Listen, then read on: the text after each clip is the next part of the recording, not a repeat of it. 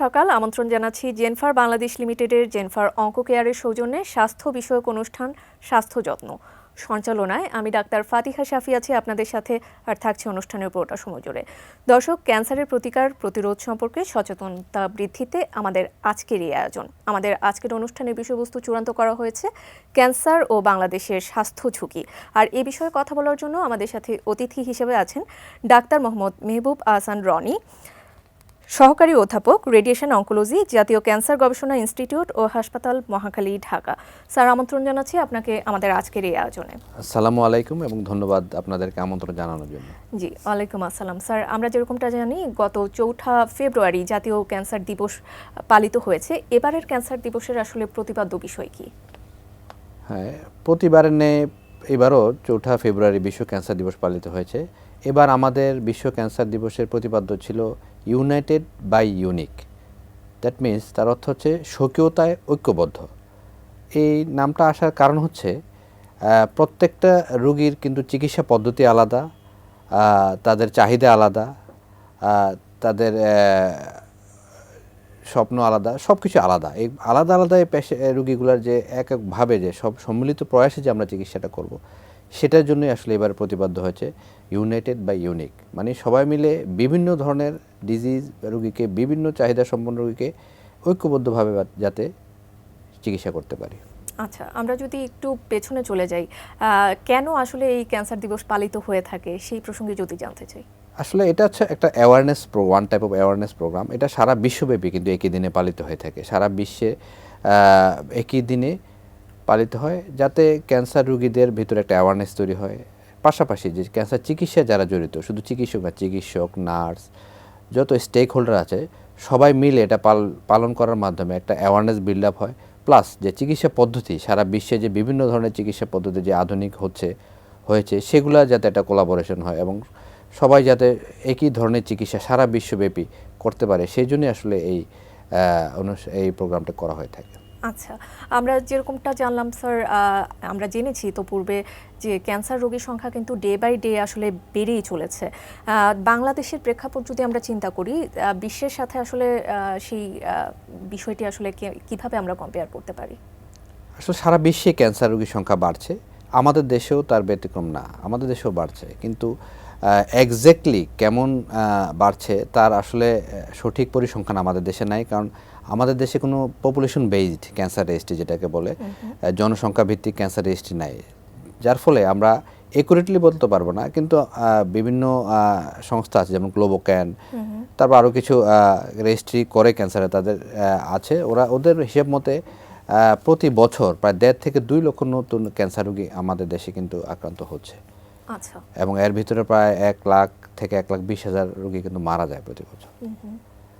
আচ্ছা, আপনি যে রেশিওটি বললেন একটি হিউজ একটি রেশিও। প্রতি বছর 1.5 থেকে 2 লক্ষ রোগী আক্রান্ত হচ্ছে এবং মারাও যাচ্ছে অনেকে। তো এর পেছনে আসলে কারণ কি? ক্যান্সার তো আসলে একটা জটিল এবং কঠিন রোগ। তো এটা সূচনা যদি প্রাথমিক অবস্থায় যদি আমরা ধরতে না পারি, তাহলে তো স্টেজ 3 এবং 4-এ যদি ধরা পড়ে তাহলে সেই রোগীকে আসলে বেশি দিন বাঁচিয়ে রাখা যায় না, পেলিয়েটিভ চিকিৎসা করা যায়। সেই জন্যই আমরা কিন্তু এখন ক্যান্সার স্ক্রিনিং এবং সচেতনতায় জোর দিচ্ছি। কারণ একটা ক্যান্সার পেশেন্টকে যদি আমরা আর্লি স্টেজ 1 এবং 2-তে যদি ধরতে পারি, রোগ যদি ধরা যায়, তাহলে কিন্তু তার সম্পূর্ণ চিকিৎসা করলে সম্পূর্ণ কিউর করা সম্ভব। সেই জন্যই আসলে আর্লি ডিটেকশন খুবই গুরুত্বপূর্ণ। খুব দ্রুত যদি আমরা ধরতে পারি তাহলে কিন্তু মৃত্যুর হারও অনেক কমে আসবে এবং ক্যান্সার চিকিৎসার যে ব্যয় বা বার্ডেন সেটাও অনেক কমবে। আমরা যদি অন্যান্য দেশের চিকিৎসার যে স্ট্যান্ডার্ড রয়েছে সেটির সাথে আসলে যদি বাংলাদেশের চিকিৎসার স্ট্যান্ডার্ডের যদি একটি তুলনা করি, তাহলে বাংলাদেশের রোগীরা কি মানে একই রকমের চিকিৎসা পাচ্ছে কিনা সেই বিষয়ে জানবো। চিকিৎসা পদ্ধতি তো সারা ওয়ার্ল্ডে আসলে একই, সেম। যেমন যে গাইডলাইন আমরা ফলো করি, যেমন ইসমো গাইডলাইন অথবা এনসিসিএন গাইডলাইন তো সারা ওয়ার্ল্ডের জন্য একই, সেম। সেই গাইডলাইন ফলো করে আমরা আসলে চিকিৎসা করার চেষ্টা করি। কিন্তু আমাদের দেশে ক্যান্সার যে চিকিৎসা কেন্দ্র রয়েছে, যে ইনস্টিটিউট অথবা বলেন যে ক্যান্সার চিকিৎসার যে সেন্টারগুলো, সেগুলো একটু অপ্রতুল হওয়ার কারণে আমাদের দেশে একটু সরকারিভাবে চিকিৎসা নিতে একটু দেরি হয়ে থাকে। কিন্তু চিকিৎসা পদ্ধতি সারা বিশ্বে যা, আমাদের এখানেও তা একই, চিকিৎসা পদ্ধতির কোনো ভ্যারিয়েশন নেই। আচ্ছা, যেই অপ্রতুলতার কথা আপনি বললেন, সেটির পেছনে কারণ কি, সীমাবদ্ধতার কোথায়? সীমাবদ্ধতা হচ্ছে আমাদের যে ডাব্লিউএইচও যে আছে, ডাব্লিউএইচওর যে ক্রাইটেরিয়া আছে সে অনুযায়ী প্রতি 10 লাখ লোকের জন্য একটি ক্যান্সার সেন্টার প্রয়োজন, মানে সকল সুযোগ সুবিধা সম্বলিত। সেই হিসেবে আমরা যদি 16 কোটি মানুষও ধরি আমাদের দেশে, তাহলে প্রায় 160টি ক্যান্সার সেন্টারের প্রয়োজন।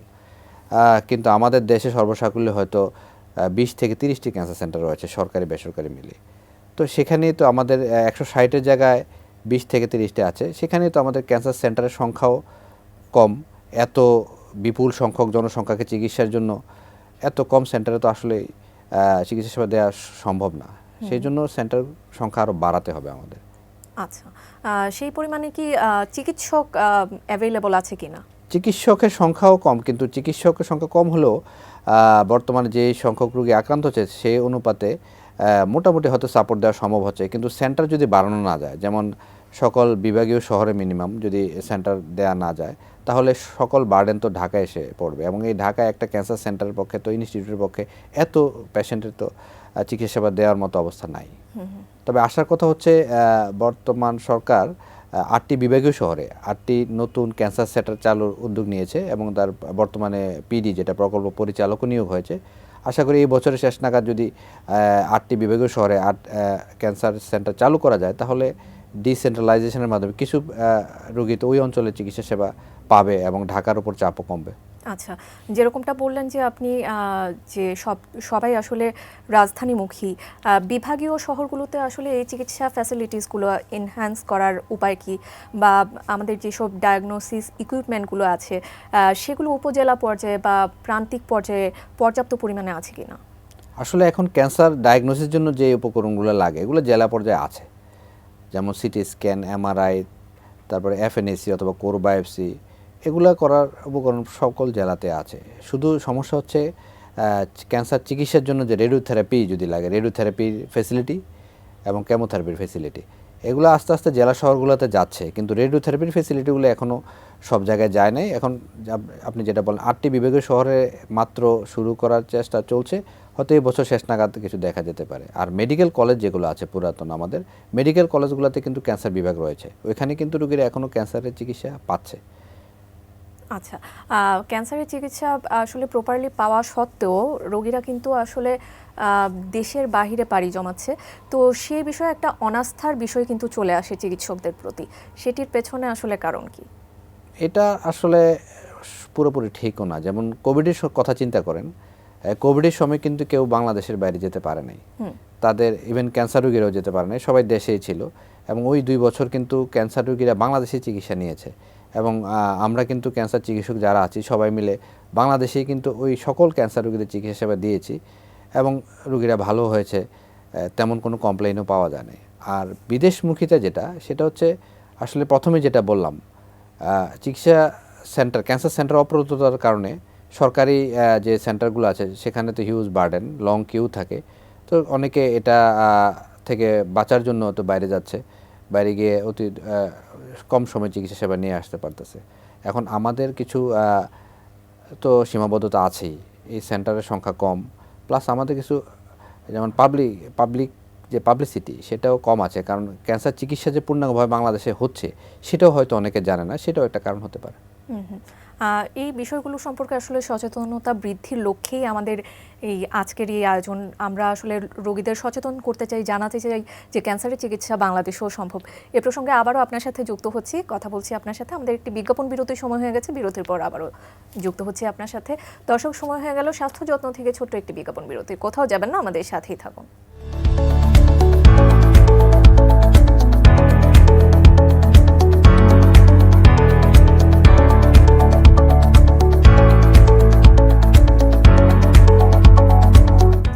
বিজ্ঞাপন বিরতির পর আবারও আমন্ত্রণ আমাদের আজকের এই আয়োজনে। আমরা কথা বলছিলাম ক্যান্সার ও বাংলাদেশের স্বাস্থ্য ঝুঁকি নিয়ে। স্যার, আপনি বিজ্ঞাপন বিরতির আগে শুরুতেই আমরা স্ক্রিনিংয়ের একটি বিষয় উঠে এসেছে, তো সেই প্রসঙ্গ ধরে জানতে চাই আসলে কি কি স্ক্রিনিং ব্যবস্থা অ্যাভেলেবল আছে? আমাদের দেশে মূলত ব্রেস্ট ক্যান্সার এবং জরায়ু মুখ ক্যান্সার যেটা সার্ভাইকাল ক্যান্সার, এই দুইটার স্ক্রিনিং কিন্তু একদম জেলা উপজেলা পর্যন্ত আছে। মেডিকেল কলেজ, তারপর জেলা পর্যায়ে এবং উপজেলা পর্যায়ে আছে।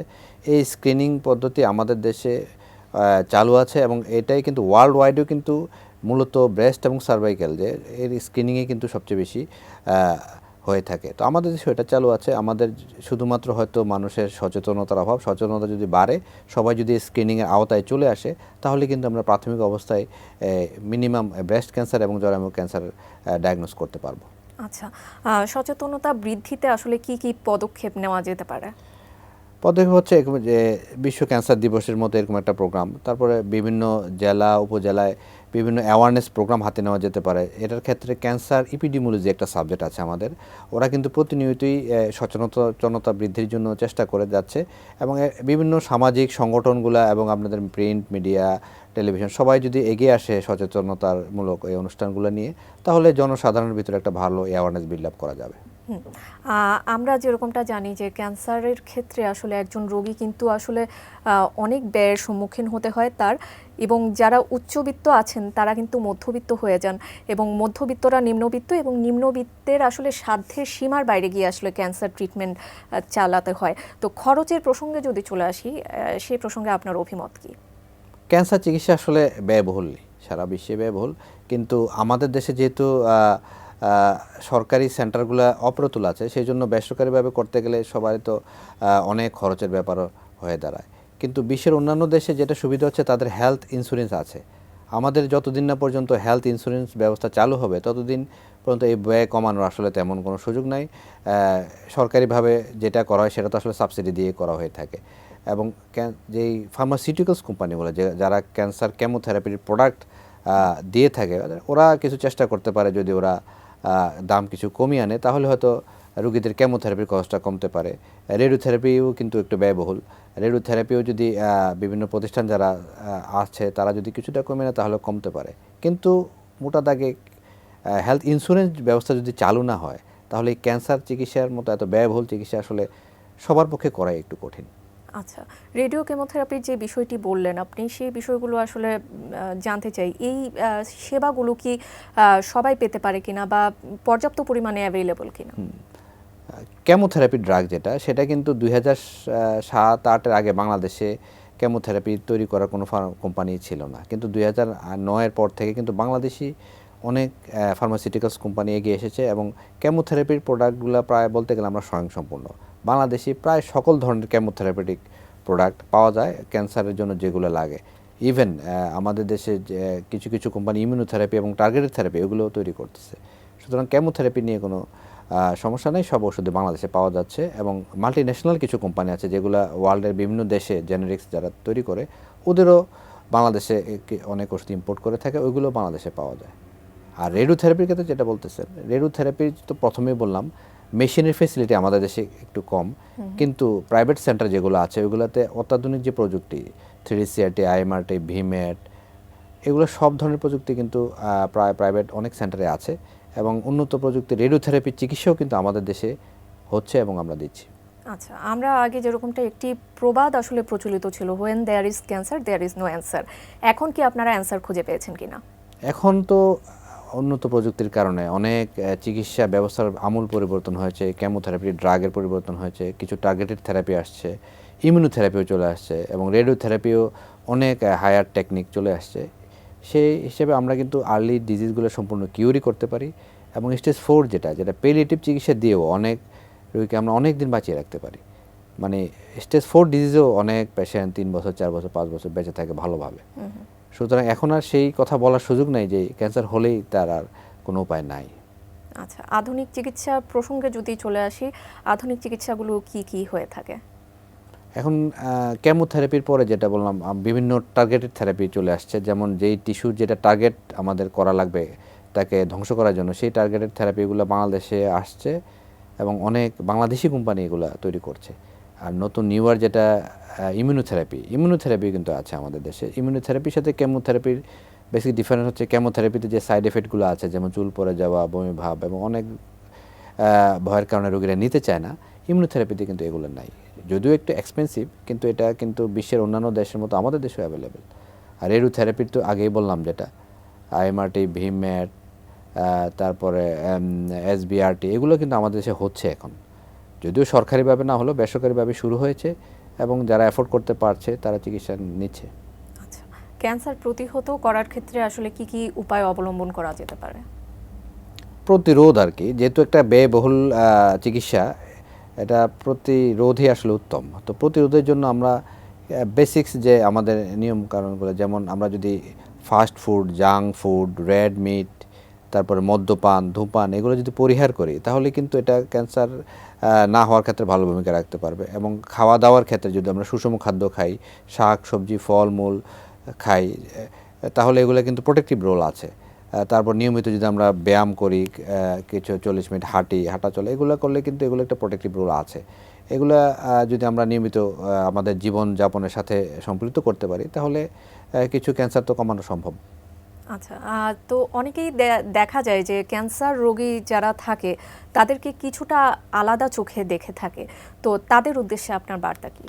ক্যান্সার তো আসলে কোনো ছোঁয়াচে রোগ না, যেমন যক্ষা কিন্তু ছোঁয়াচে রোগ, ক্যান্সার ছোঁয়াচে রোগ না। একটা ফ্যামিলিতে হলে এটা ক্যান্সার হয়েছে তার জন্য আরেকজনের হবে সেটা না। সুতরাং তাকে আমরা সাধারণ আমাদের ফ্যামিলি মেম্বারের মতোই ট্রিট করতে হবে। কারণ ক্যান্সারের চিকিৎসা কিন্তু শুধু ওষুধের মাধ্যমে না, তার সাইকোলজিক্যাল, সোশ্যাল, স্পিরিচুয়াল সবগুলো মিলিয়েই কিন্তু ক্যান্সারের চিকিৎসা করতে হয়। কারণ একটা মানুষের যখন ক্যান্সার হয় তার কিন্তু মানসিকভাবে সে ভেঙে পড়ে, তাকে সাপোর্ট দেওয়া লাগবে আমাদের।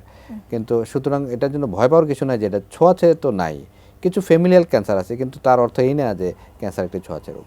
আচ্ছা, কিন্তু কিছু ক্যান্সারের ক্ষেত্রে আসলে ফ্যামিলি হিস্ট্রিও থাকে, তো তাদের ক্ষেত্রে আসলে কিভাবে তারা প্রিকশন?